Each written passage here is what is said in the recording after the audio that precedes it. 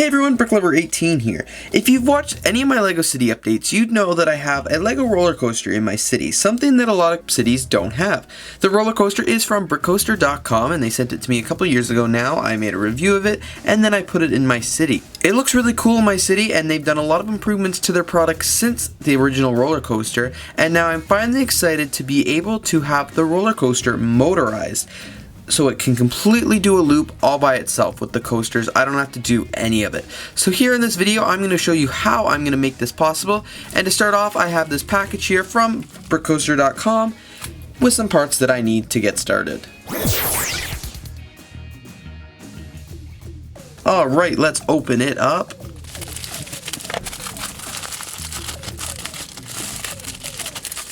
Alright, so in this package, as you can see, they did send me a lot of the Brick Coaster business cards. I'm going to put these around my city so everybody knows, hey, they're from Brick Coaster. They're pretty cool business cards. The other thing I got were a ton, a ton. I think there's probably close to 400 or 350 or whatever of these little chain links. Lots of chain links. We'll open them up.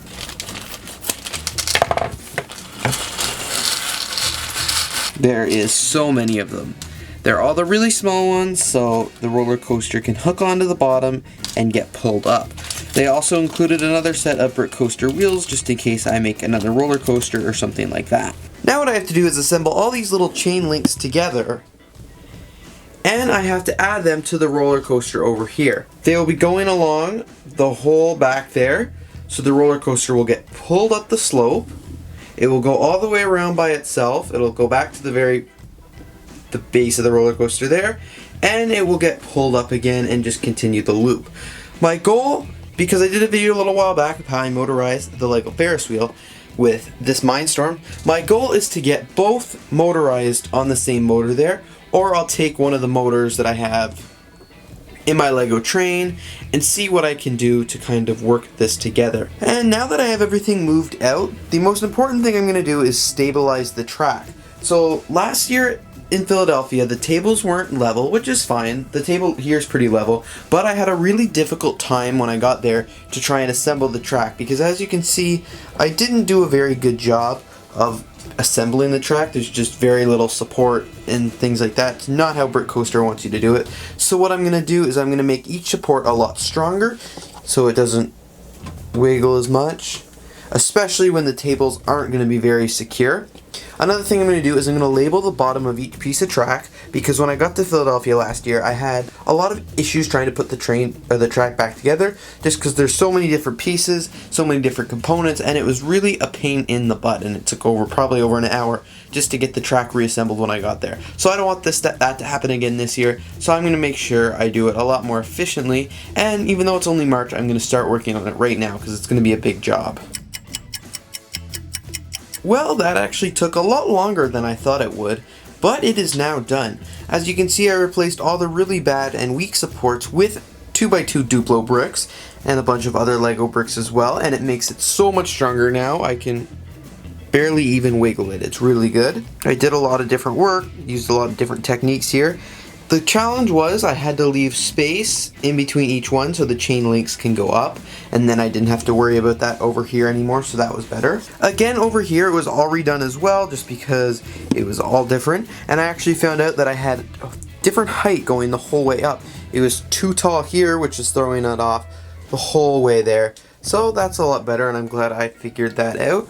But it looks pretty good. Again, just doing a lot more of the Duplo work, and it's just, I'm really happy with how sturdy that's going to be. And if you're wondering about the colors and stuff like that, when it's in my city, you'll never ever see it. And now what I have to do is I have to add all the chains. So I've been working on assembling all the chains, and as you can see, well, there's a little knot there, but that's so many chains, and I'm going to see how this goes. Alright, so right now I've added all the chain links in. Here is what that looks like. It looks pretty cool. One thing right now I'm trying to do is obviously make it work. And it should be easy enough, but I'm having a couple of issues. One reason is I'll show you, I'll plug it in now. Should have had this already set up, but I don't. I'm irresponsible. On.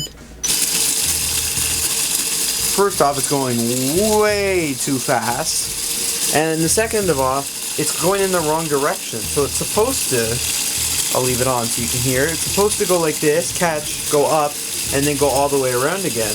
But right now, I just took it off the train, but right now it's bringing the coaster down and then it's stopping, so that's not going to work. So because it's such an old system, I don't actually have a computer to, like, that's my computer right there, MacBook Pro, and then my other computer's a MacBook desktop, so it's not going to work. This computer is Windows Vista, so it's too new, so I need to either find a Windows 98 computer or like look it up online or something like that, how to change the speed.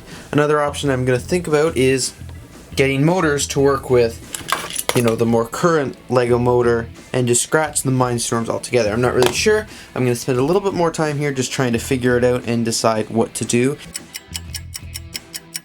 Here's a quick little update to the situation. So what I've had to do is I've actually had to add a lot more gears and a lot more chain length just because I couldn't get it under control. It was going way too fast. The roller coaster would go up and then it would fly right off the end, or it would get all the way around and then be going too fast. It wouldn't actually attach on, and that's no good. I still haven't got it perfect yet. I'm not saying that at all, but I have done some work. So what I'm going to do is I'm just going to kind of show you. Going to let it attach on.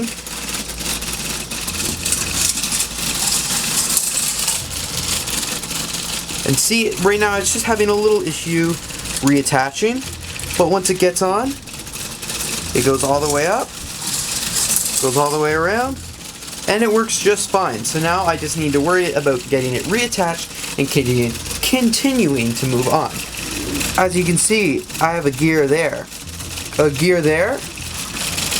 two gears there, and a gear there. By adding all the gears, it really just slowed it down. And I'm thinking about investing in like a different kind of motor and stuff like that I talked about in the last clip, but we're really just going to have to wait and see. As you can see, this battery right now is powering both the Ferris wheel and this part of the roller coaster. So it'll just be more experimenting until I get it perfect.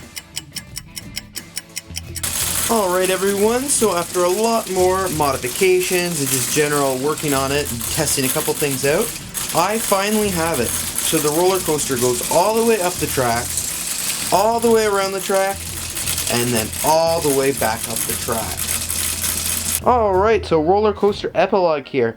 After watching that whole video, you kind of got to see that I got the roller coaster working, but unfortunately after that, it wasn't working as well as I had hoped it to be. There were still some glitches and it wasn't working perfectly, so I contacted Brick Coaster and they sent me better instructions for how to motorize the roller coaster. And here's what I came up with. Instead of having the roller coaster motor at the bottom of the coaster, because it was causing a lot of jumping and stuff like that, I actually put it at the top, so it is now here up top in the skyscraper building. As you can see, it's coming out there. There's a gear on there just to kind of even it out. The chains go all the way down. I do a little work here. They go like this, all the way up, back around under a gear here, and it works much better now. This is what the layout looks like. Thanks to Brick Coaster for sending me like instruction manual, sort of how to do that. It looks better, it works better, and I can't wait to take this roller coaster to Philly Brickfest. As you can see, it's already in the crate ready to go. Thanks everybody so much for watching this video. I hope you enjoyed. Here's just, as I mentioned, this was just a quick little update to show you how the final model actually looks, but the steps that I took to get to this model pretty much are the same as you saw in the video. So thanks everyone so much for watching. I hope you enjoyed. Please don't forget to leave a like on this video if you did, and of course subscribe to BrickLover18 so you don't miss out on all my other LEGO videos, including Philly Brickfest vlogs coming very soon. Thanks again for watching and have a great day.